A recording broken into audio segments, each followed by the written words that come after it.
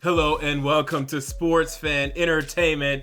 And man, it is now panic time in Tennessee as the Tennessee Titans lose to the San Francisco 49ers 25-23. And I said last week I was going to be the calm one and I was not going to overreact to last week's game, that it was not yet panic time, but that we had to be careful, and if we lost this game, it was going to be panic time. And people, it is panic time. But that does not mean that it is over. My sense and my definition of the word panic is a little bit different than a lot of y'all's, because everyone on Twitter is saying that this season is over as we currently sit in the wild card, and the season is apparently over as we sit in the wild card. People, the season is not over, but it is time to wake the hell up, Tennessee Titans. Okay, I did see some things today that I honestly liked and I am encouraged by. And overall, I am not giving up on this team. I still have hope for this football team. And it all comes down to this.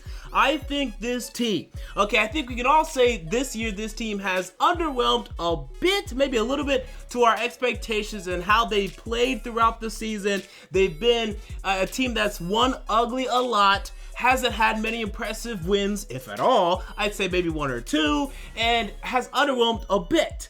But I think right now they're in a bit of a rut, okay, more than usual, because what we saw in the middle of the season, what we saw at the beginning of the season, while yes, they would get off to slow starts, they would get it done, and they would win these games. Now they're having trouble winning these games. So it's going to come down to this for this football team. We're going to find out a lot about these players as men. Can they now come together, band together, and say, you know what, boys? We're not going to let this opportunity to make the playoffs for the first time since 2008 fall out of our hands. We're going to man up, and we are either going to upset the LA Rams or the Jacksonville Jaguars. All we need is one of them, okay? And if things really go well, maybe we can get both. And I understand what you're thinking, and I understand why you would think this, that it is unlikely, that hell, it's impossible. But what I will tell you, and what you should see around the NFL, for some reason, teams can either turn it on or have it turned off like that. Okay, the Kansas City Chiefs, who started this season 5-0, they had it turned on. And then all of a sudden, boom, it was turned off. And then now it's back on. Things can change just that quick in the NFL, and there doesn't have to be any indication or any signs of the changing winds. Things could change just like that. Okay, so I'm still holding out hope that these men, these Tennessee Titans, will come together, band together, and realize over the upcoming weeks that they have to step up, or they will let this perfect opportunity fall out of their hands. So we're going to talk about this game today, and then afterwards, we will discuss more about our playoff hopes. So today, look, here's the thing about this 49er team. Let me just start with the 49ers in general. Well, we must understand, let's at least understand and comprehend this, people. They're actually not bad. And we should see that clear today. That was not a bad football team that we played today. I don't care what their record shows, what their record says. Jimmy Garoppolo has changed this team, period. And it just goes to show what impact a quarterback can have, especially a quarterback that's actually decent in this Kyle Shanahan system. Like, here's the thing about Kyle Shanahan. I'm gonna have 49er fans watching this video too, right? I know it appears as if I'm a Titans YouTuber, but I am an NFL and occasionally NBA YouTuber, right? I have more fans that watch me than the Tennessee Titans fans. So here's the thing about the 49ers. As I've talked about the 49ers throughout the season, I have expressed my critiques of Kyle Shanahan, John Lynch, and the job that they have done with the 49ers. Here's my thing about Kyle Shanahan. Look, I understand his offense. It's really complicated. It takes time to work, and you need a certain talent level at the quarterback position for it to work.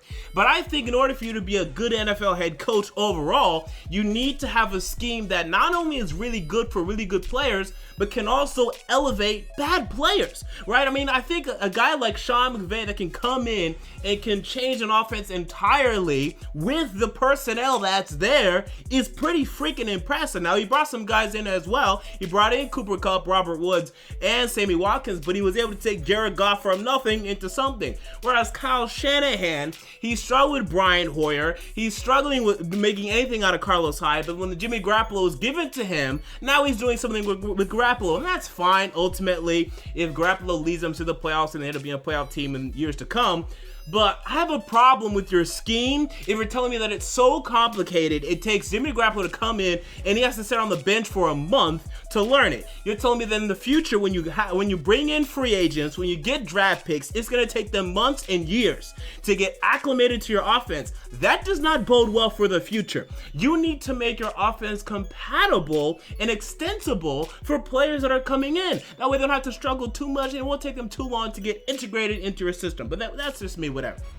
So anyway, this 49er team is decent, and Jimmy Garoppolo's good. This guy's just good, man. I mean, the wide receivers he's throwing to are not that good. Marquise Goodwin is better than I thought he was coming into the year. He's really improved. He's really, I want to say I was wrong, by the way. I will say he's improved. Let's say that. He's improved from the man he was in Buffalo, where he was one-trick pony. He was a deep threat for Tyrod Taylor in that Buffalo Bills offense. Here in San Francisco, he is a multi-verse weapon. He is a guy that can beat you deep, that can beat you intermediate, and beat you short. He's looking like a complete wide receiver, and he's really stepping up in the absence of Pierre Garçon. They had this Bourne guy. Who is this? Jason Bourne. I don't know what his name is. This guy was making, who is that? Garrett Selleck. They have these white tight ends I've never heard of. Like, I mean, come on. So I don't know who they have, but this guy, Jimmy Garoppolo, is making something out of them. Okay, and that is impressive. This guy can play, and that's why the 49ers are, 3-0 with Jimmy Garoppolo, who, by the way, is undefeated in his NFL career. So it sucks that we lost to a 4-10 team. But with Jimmy Garoppolo the whole year, they would have been 4-10. They would have been, I think, 8-8. I mean, look at the way they're playing right now. Look at the way they're playing right now. Jimmy Garoppolo is playing well without Carlos Hyde really making an impact. Okay, so imagine him with Pierre Garçon earlier in the year. And that's an L to me by the 49ers for waiting so long to put in Garoppolo. But that's another story for another day. I'm very impressed by Garoppolo. The 49ers have their quarterback, whereas the Browns do not. Okay, that's another argument for the Browns. Look, real quick on that. We need to spend time on that. This is what a quarterback looks like. Even with a horrible team around him, he's doing something with it. Okay, even with a head coach that I'm not in love with Shanahan. I'm sorry, I'm just not. With a head coach and Kyle Shanahan and poor personnel, he's doing something. Okay, that's what a quarterback does. Okay, so moving past the 49ers, let's discuss ourselves. Okay, the Tennessee Titans. As Titans fans, I know y'all are watching this. I have a lot of Titans fans, people. That's just the way it works. All right, so here we go. Let's start with the quarterback play, which you people that love to harp on statistics, you got your stats today from Marcus Mariota. He was 23 of 33, 241 passing yards, 2 touchdowns, 0 interceptions. Should have had 3 passing touchdowns. This was one game where you can definitely look at and say Marcus Mariota played really well and he did not have enough help. I think he missed maybe 1 or 2 throws the whole day. Delanie Walker dropped a passing touchdown from Marcus Mariota. You also had a number of plays where wide receivers were running routes that were not in sync with what Mariota was thinking. This has been a consistent theme throughout this season. We're seeing it again today. I don't know what happened there. Mariota played really well today, but today was a day where you could certainly look at him and say, okay, he's not getting enough help. He's not getting enough help today. That is a big reason why he's not throwing for 3, 4, 5 touchdowns, which you probably should have. Okay, so this was a very good game from Marcus Mariota today, and he let us down for a field goal when he needed to. Okay, and also he let us back when he needed to as well. So very good game from Marcus Mariota today. The run game, it's not consistent. It's not there, and I don't get it. We discussed this a couple weeks ago, 2-3 weeks ago. Derrick Henry should be the starting running back for this football team, and yet he is not the starting running back for this football team. I will continue to defend Mike Mularkey, okay, who currently last year was 9-7, this year 8-6. That's still an above average of over 500 record in the NFL. I'm going to defend that. I'm going to defend that for the Tennessee Titans, not for the NFL, because his previous stints have not gone well. But for the Tennessee Titans, he's over 500 as the permanent head coach. Good. But I cannot defend why he himself, because he has the power to do this, Derrick Henry, you're the starting running back for this football team. Look, if you want to dedicate and you want to designate play calling to Terry Robiskie, that's fine, okay? And if the offense sucks, you can blame Robiskie, that's fine. But you as a head coach, you have the ability and you have the right, and I'd even say the responsibility to say, okay, Terry Robiskie, you can still call the plays. Derrick Henry's our starting running back. Run more with Derrick Henry. So that falls on Mike Mularkey. He needs to make that decision because that could be something that would spark this football team, because right now we need a spark. Derrick Henry could provide that. Not giving him enough carries to get into a rhythm, and we've seen what Derrick Henry can do when he gets into a rhythm. He can pop off a nice 75-yard rushing touchdown that we really could have used today. Okay, so look out for that in the future, please, Mr. Mike Mularkey. Beyond the run game, the wide receivers today, a bit disappointing. Delanie Walker, I don't know what was happening with him today. He dropped the passing touchdown for Mariota. And let me just say, I think he dropped this because of his damn visor. He's wearing this dark visor. He was in the shade. He couldn't find the football. Look, I know their dark visor looks cool, but you cannot tell me that is the reason. That is not the reason why he dropped this passing touchdown. That was completely, to me, the reason why he dropped that touchdown in, the second quarter, 100%. I mean, that's what I read there. Tell me what you think in the comments below. So that was disappointing. He also had the fumble, which was ridiculous.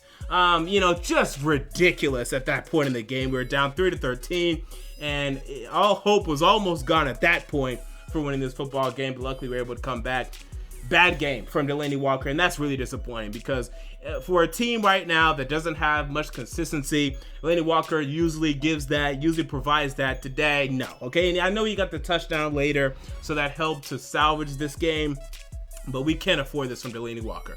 You might be our best player offensively, we just can't afford this, and that's what he gave us today. Eric Decker is playing better, okay? He's finally getting ingratiated in the offense. He now has his role in the offense. He's the guy that's going to catch something and run, and not run with it, okay? He's going to go out of bounds. He's barely going to get separation, but he's going to come down with stuff, right? His hands are pretty sticky. I'll say that. Eric Decker has some nice, good, sticky hands. He's just not going to run with the damn football after he catches it, and he's probably going to go out of bounds, and he's not going to get good separation, okay? So that's his deal. Okay, we get it. Rashard Matthews, okay, he's coming back. He's getting more and more ingratiated, more and more welcomed back. I don't know why it's taken him a month, but you're seeing that, happen now. And Corey Davis, look, I'm sorry.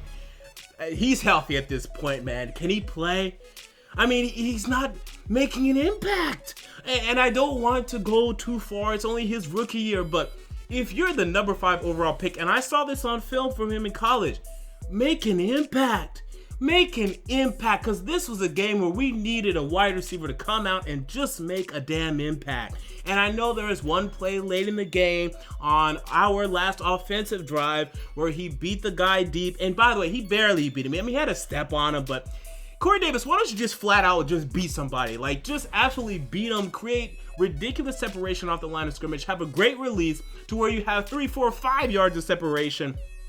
Hell, not even 5 yards, 5 steps of separation, because I haven't even seen that from you, and I know you can do that. I saw you do that at Western Michigan. I saw you at Western Michigan take shallow crosses and wide receiver screens and turn them into 80-yard touchdowns.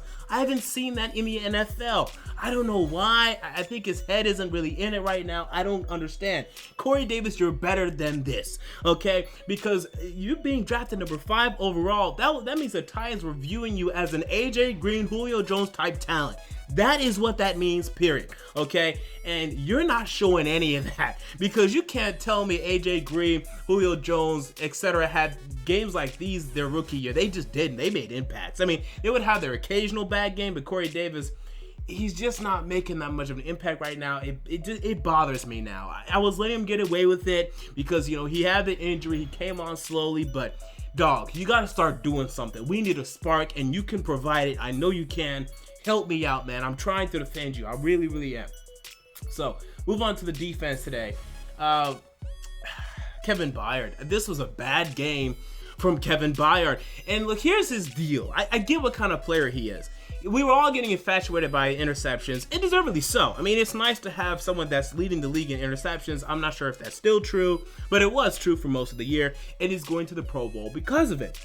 But I don't think he's a great coverage free safety, at least when he's covering tight ends. And I saw that all year, and we saw that in this game. I don't think he's very good at covering tight ends one-on-one. And we saw Garrett Selleck, just kill us today. Who is this guy? George Kittle, same thing. Come on, man. And he was missing angles, and there were times where he was supposed to have coverage on wide receivers to ensure that even if they catch a 10-yard slant, they won't go for 50 yards, and he would miss a tackle, and they would go for 50 yards. Bad game from Kevin Byard. He already has his Pro Bowl vote, his selection, whatever, so he's already in there, and that's fine. But he did not look like a Pro Bowler today. I'll tell you that. He's a good center fielder, a great center fielder. He can come down with interceptions, but sometimes he comes down a little too far. We saw that a couple times today, and he missed some tackles. So this was an F game, I thought, from Kevin Byard. This was a horrible game from Kevin Byard today. Go back and watch the tape, you'll see what I was seeing. Wesley Woodyard, he's making plays, and I like Wesley Woodyard right now. Avery Williamson, he made a couple plays. He made the huge play down near the goal line that prevented the 49ers from scoring a touchdown on a key second quarter drive. So Avery Williamson, he wasn't average today. I will say he was above average today, although we have to consider, not to go back and watch the tape on this, the final 49er drive where I want to say George Kittle caught the pass up the middle, and we saw no linebackers anywhere in sight. I don't know if that was a play call. It could have been. Maybe the linebackers were blitzing on that play. I don't think so. I don't think that was a big blitzing play there. Someone was supposed to be there. I don't know who it was supposed to be. Oh, it could be this guy, Jonathan Cyprien. This guy's wild. And I don't think he's good. At times he can come down, he can get a sack. He normally has free reign at the quarterback, but sometimes maybe it come down with the quarterback. Like you saw a time today where he should have came down with Jimmy Garoppolo and he missed him, and he's always like flailing his arms around, just trying to tackle people. This guy's just wild, man. And he made an impact as a run defender in Jacksonville, but I'm not really seeing that in Tennessee. I'd be 100% down to upgrade the strong safety position in the offseason. I still think it needs upgrading. I know we dedicated some money to Cyprien. I don't think he's very good. I think we can get someone just as good as him to come down and get the occasional sack, because that's all he really does. He cleans up a bit in the run game. He had 6 tackles today, but I think we can still do better. I'm looking to do better. I don't know who the free agents are available in the strong safety position or in the draft, but I'm looking at that position. Other than that, we weren't able to get pressure consistently today. I was looking out for Jarrell Casey. Didn't really see much of a spark there. Rackpo, same thing. We're missing Derek Morgan. Eric Walden can only do so much. And by the way, he should have had the interception. That was a BS call. It didn't cost us the game. The game was really determined in the fourth quarter, but it sucked. It definitely sucked. So anyway, let's move on to special teams where, again, I have to call out Adoree Jackson. Because, again, we need to spark people. And Adoree Jackson, even you could provide it. Where is this great kick punt returner, Adoree Jackson? Where's he at? We drafted this guy with the hope that he was going to make plays for us. He was going to be a playmaker, and he hasn't been that. Look, he's been fine. I'll tell you, I'll be the first one to tell you, he's been fine. He's been a better cover corner than I expected him to be. But now, I can't believe I'm saying this, but I'm wishing he was more of a playmaker. This was the guy that people were telling me he's going to provide interceptions for this football team. Well, he had a great opportunity today, and he dropped the ball that was right in his damn chest, right in his stomach. A perfect opportunity to come to an interception, and then he doesn't return anything, okay? He doesn't return anything, and I know you can blame our special teams blockers, but come on, we don't need to sit down and have a discussion about whether or not our special teams blocking is good. Like, what kind of conversation is that? If he's a good kick and punt returner, he should return something to the house, okay? He should return something to the house, because we could really use that. Okay, so I'm looking at 3 men that could really provide a spark for this football team.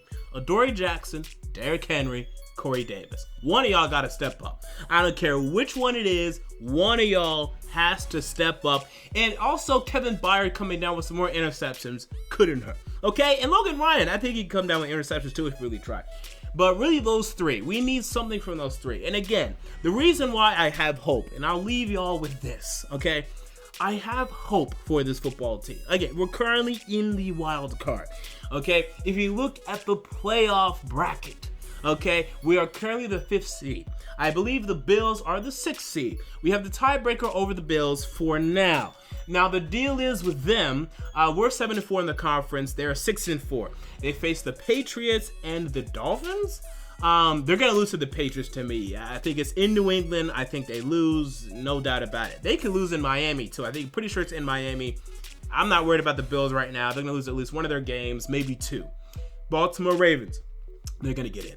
They face the Colts and the Bengals in Baltimore. WWN to me, they're in. You look at the LA Chargers. Now them losing Saturday actually good for us because now they've lost momentum.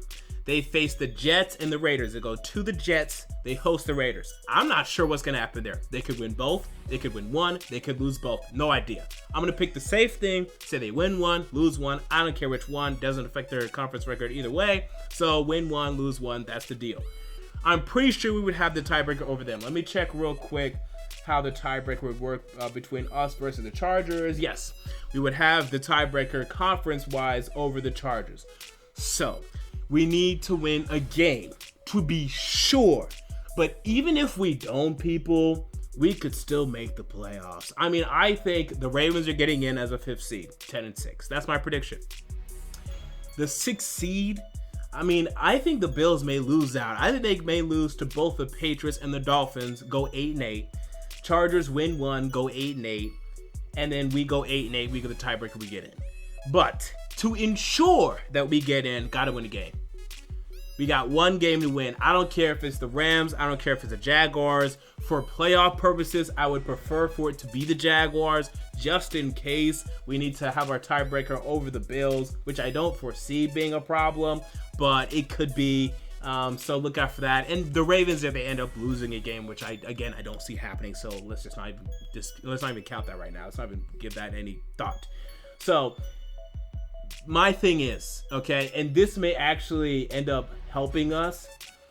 What if this happens? What if the Steelers... Actually, no. Let's worry about the Jaguars. What if the Jaguars lose next week in San Francisco too? Because people...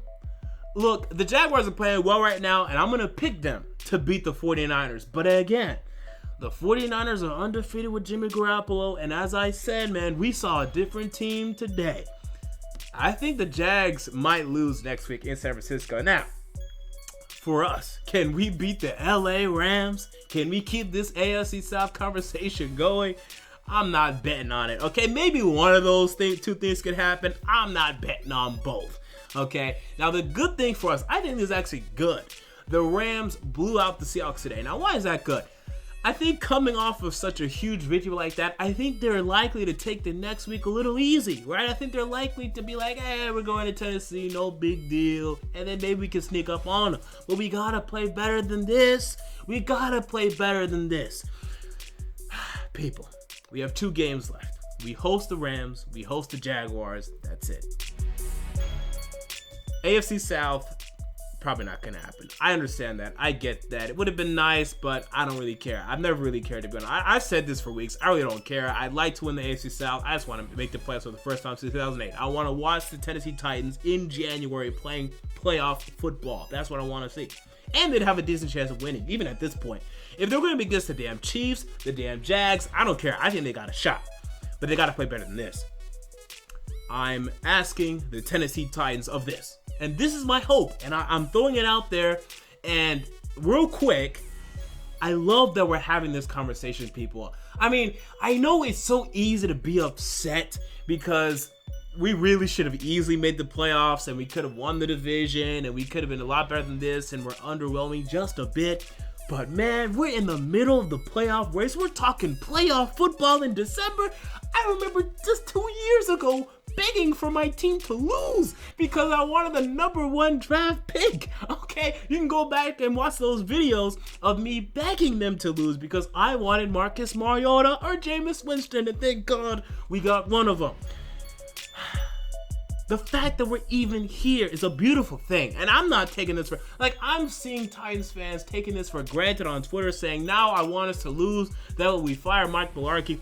If you think they're firing Mike Mularkey, if you think Amy Adams Strunk is pulling that trigger, you're nuts. Someone said, oh no, we're going to pull a Tennessee Vols. We're going to create so much fan enraged to where they make the decision. Good luck with that, because there was no reason, honestly, for them to hire Mike Mularkey in the first place. There was a lot of backlash for that, and they still kept him. They don't care. They don't care at all, people. He's staying. Even if we lose out, he's staying. Period. Like, that's the end of the discussion. There's no discussion. I don't know why people think there's even a chance Mike Mularkey's fired. So, let me end on this, because I'm getting a little sidetracked.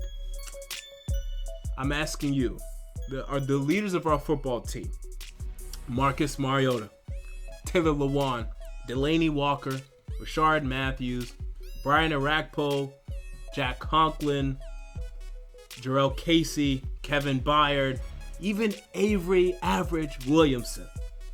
Do you want to make the playoffs? Do you want to change the tide of things in Tennessee, to cement ourselves as a playoff team and begin to change the culture around this football team? Like, that's what I think is at stake. That's what I feel like people don't understand.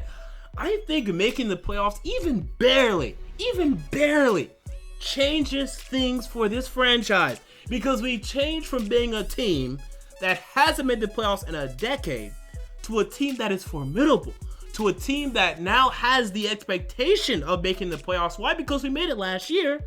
Okay, if we don't make it now, breaking through that barrier, man, it can be tough. We need to break through as soon as possible. That way we can stay in the playoff picture. You're way more likely, you're 50% likely to stay in the playoffs than you are likely to get into the playoffs, because every year 50% of the teams that make the playoffs make it again. The there's 16 teams or 12 teams in the NFL make it, 20 don't. Of the 20 that don't, only 6 will get in. You'd rather be of the 12 that we'd rather be of the 12 that get in, 6 of them make it, than the 20 that don't and only 6 of them make it. Okay, that's like a 30% chance versus a 50% chance. I'd rather like that 50% chance. Let's get in there, because once you're in there, it's way easier to stay in than to get in. Trust me on that. So, Mariota, Lewan, Delanie Walker, Jarrell Casey, Brian Orakpo, Kevin Byard, step up. This is it, baby. We got the LA Rams next week. This is a huge game, and it's a game where we could be embarrassed on our own home field. And I understand that's what all of the signs are pointing to. But occasionally, not only in football, but in life, in warfare, in history, one side that is the underdog can upset and take down the better team, the better side, the better country, because that underdog and the people within that underdog rally together and say, we're not going to lose this one. Step up. It's time. I have hope. I'm a fan. I love that we're having playoff conversations in Nashville for the first time in years. Okay, I love that we're having this conversation. Show me what you got. Last year at Kansas City, I thought there was no way, and you proved me wrong. Next week against the LA Rams, I think that there's no way. Prove me wrong. There you go. Those are my thoughts on the Tennessee Titans versus San Francisco 49ers. For your thoughts, comment down below. I want to know. If you enjoyed the video, make sure to like, comment, and most importantly, to subscribe. And until next time, this has been MJ of Sports Fan Entertainment. Please win. And I'm out. See you all later.